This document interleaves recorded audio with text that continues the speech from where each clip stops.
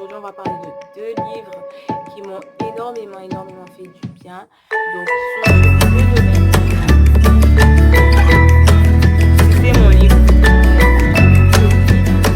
de Chris Moaget et c'est vraiment le livre qui a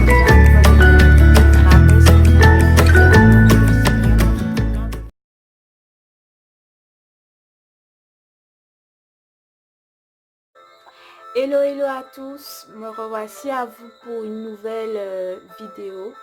Donc la dernière fois, assez récemment, on a parlé d'échecs. Bon, c'était le volume 1 et j'ai vraiment à cœur de vous parler d'échecs en fait en ce moment et j'ai à nouveau préparé une vidéo pour vous sur le thème de l'échec et je suis contente parce que j'ai déjà reçu des feedbacks sur la première vidéo et c'est vraiment le but. Le but, c'est vraiment de vous encourager, ceux qui passent par l'échec, même si c'est la première fois, la deuxième fois, ou qu'importe, de vous encourager en fait que vous pouvez y arriver et que vous pouvez apprendre de vos échecs en fait.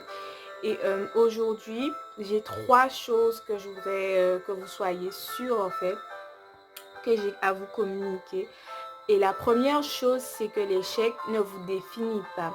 Vous savez, moi-même, quand je suis passée par l'échec, la première fois que j'ai échoué, je ne croyais pas que j'étais bête ou que j'étais incapable à cause de cette fois-là parce que j'avais, grâce à Dieu, les réussites passées avaient pu m'aider à construire une forme de confiance en moi qui faisait que je ne pensais pas, forcément être incapable la première fois.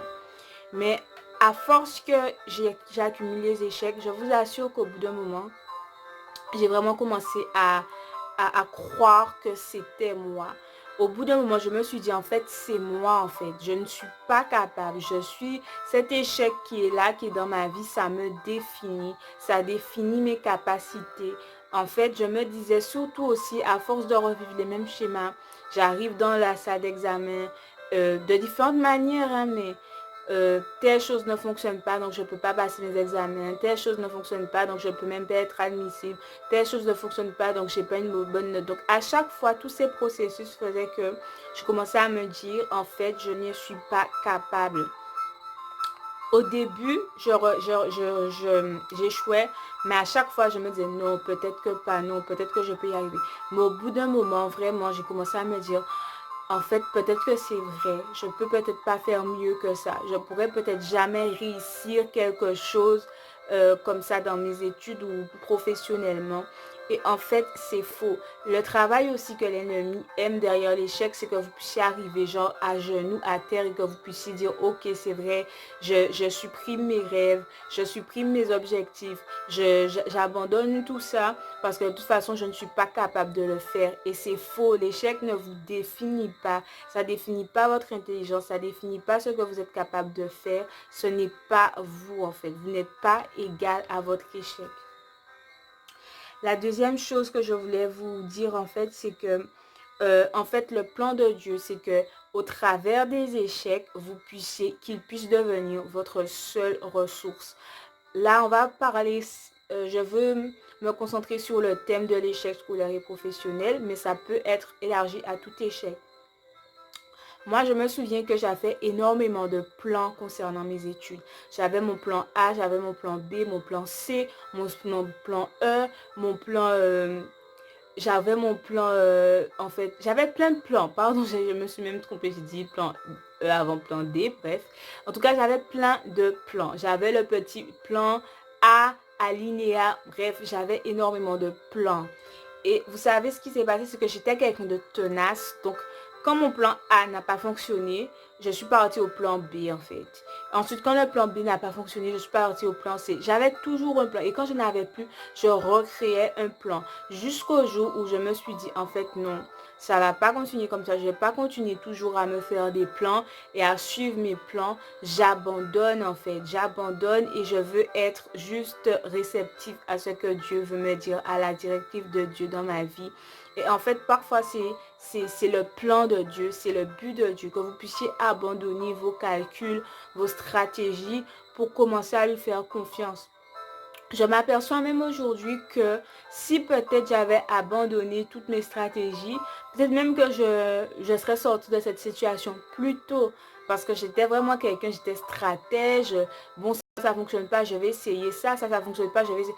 Alors que, en fait, peut-être si j'avais arrêté de faire des stratégies, si j'avais abandonné comme quelqu'un qui est en train de se noyer, si j'avais jeté les armes depuis longtemps, peut-être que Dieu m'aurait dit, ah ben voici la sortie, c'est par là et qu'il m'aurait lancé à la perche directement, je serais sortie de cette situation. Mais j'avais tellement de choses que je voulais essayer, tellement de plans, tellement de stratégies que finalement, ben, je me débattais comme ça et je n'y arrivais pas. Donc parfois, en fait, le but de Dieu dans cette épreuve, c'est juste que vous appreniez à vous dire, bon Seigneur, toi, ton plan, c'est quoi? Donc ça me demande de mettre de côté mes ambitions, de mettre de côté ce que je voulais faire. Ça me demande d'accepter finalement ton plan à toi. C'est pas évident. Mais c'est parfois ce qu'il voulait faire, en fait, c'est ce qu'il veut faire.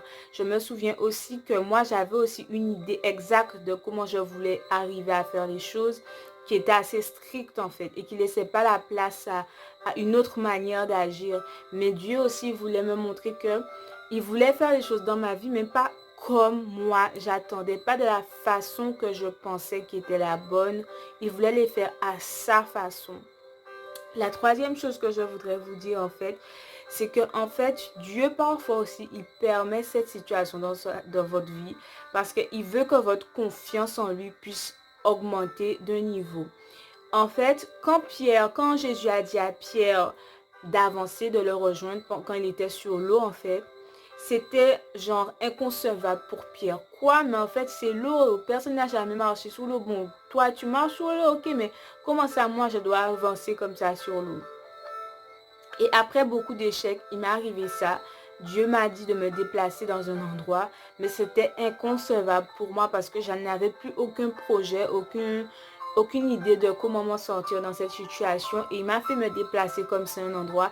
Et j'étais inconfortable. C'était tellement dur parce que j'ai laissé même toutes mes affaires. Je suis partie dans un endroit là-bas. C'était pour un court temps, finalement, c'est devenu un long temps. Donc, j'étais comme ça. Quand j'avais plus de plan, j'étais comme ça, on va dire comme sur l'eau, dans un endroit dans ma vie où je n'étais pas à l'aise, où je n'étais pas en confiance, dans un endroit où je ne maîtrisais rien et je devais avancer et je devais lui faire confiance. Et je vous assure que ça a été très difficile. C'est une période de ma vie où Dieu mettait les paroles, oui, je vais faire ci, je vais faire ça, mais tu ne vois rien en fait. Tout ce que tu vis ne ressemble en rien à ce qu'il te promet. Donc toi, tu es en train de te dire, mais comment ça va arriver en fait? Est-ce que c'est même possible que ça arrive? Là où je suis tombée, là, c'est possible? Mais en fait, c'est totalement possible et c'est ce qu'il veut en fait. Il veut que tu croies en la chose, même si rien n'annonce la chose. Même si en fait, tu es loin, totalement loin du compte. Même si tu es tombé au plus bas et même si tu es obligé d'être dans une situation totalement inconfortable, de recommencer à zéro dans un nouvel endroit et tout. C'est vraiment ça en fait. C'est que ta confiance en lui augmente d'un degré, augmente et que tu sois capable de faire comme Pierre finalement, d'avancer en eau profonde et d'avancer sur l'eau en fait, d'avancer dans une situation où tu as totalement peur en fait. Donc c'était vraiment les 3 points que je voulais partager avec vous. Le premier point, l'échec ne vous définit pas. Le deuxième, que Dieu devienne votre seule ressource. Et le troisième, que vous soyez capable d'avancer sur l'eau. C'était vraiment ce que je voulais vous dire à propos de l'échec aujourd'hui.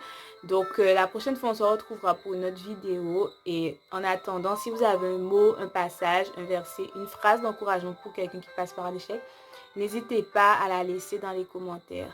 En attendant, je vous laisse et je vous dis à très bientôt.